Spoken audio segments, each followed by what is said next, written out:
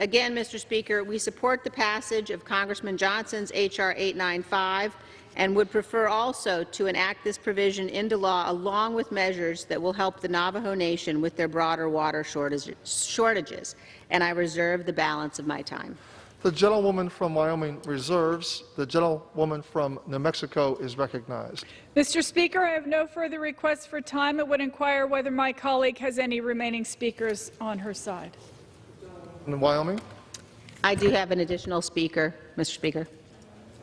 The gentlewoman is recognized. Thank you, Mr. Speaker. At this point, I would like to yield 4 minutes to the gentleman from South Dakota, my colleague, Mr. Johnson. The gentleman from South Dakota is recognized.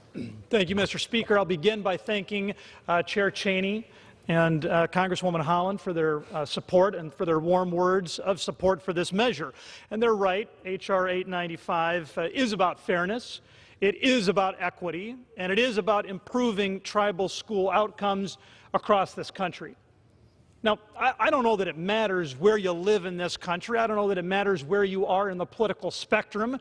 It seems like one of the things you should be able to recognize is that one of our most difficult and most important challenges in this country is ensuring quality education for our Native students.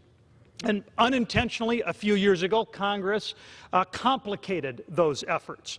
We passed the Indian Health Care Improvement Act. As a part of that act, we made it clear that Section 638 tribal schools could access the federal employee health insurance benefits. But we denied that same treatment, again unintentionally, to the Section 297 schools.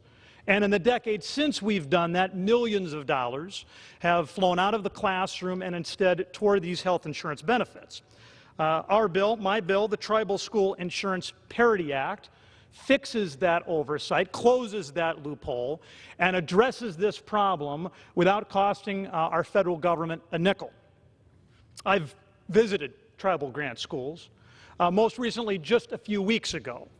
And I would tell you, Superintendent Whirlwind Horse and her team, they work hard every single day.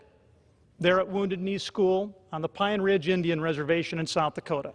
They work hard to provide these educational opportunities, even with incredibly scarce resources.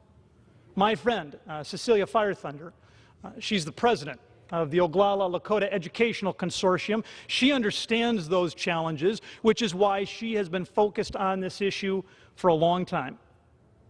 If we pass this bill, we will make their jobs just a little bit easier as they work to shift those dollars into the classroom, to focus them on student education, to focus them on student outcomes, to focus them on improving the lives of young people in Indian country.